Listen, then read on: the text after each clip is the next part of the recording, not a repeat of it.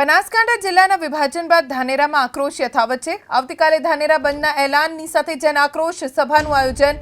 ધારાસભ્ય માવજી દેસાઈ, પૂર્વ ધારાસભ્ય નાથાભાઈ પટેલ, મફતલાલ પુરોહિત હાજર રહેશે। ધાનેરા હિત રક્ષક સમિતિના નેજા હેઠળ જન આક્રોશ સભાનું આયોજન છે।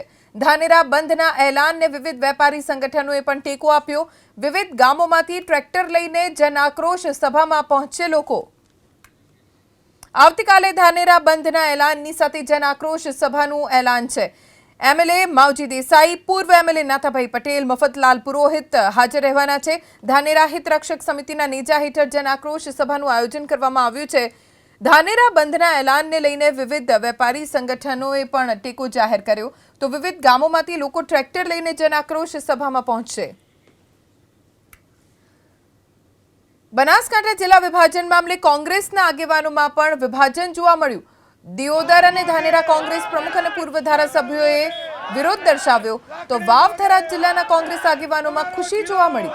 વાવ થરાદ જિલ્લા મહિલા કોંગ્રેસના નવનિયુક્ત પ્રમુખ ગીતાબેન નાઈએ સરકારના નિર્ણયને આવકાર્યો।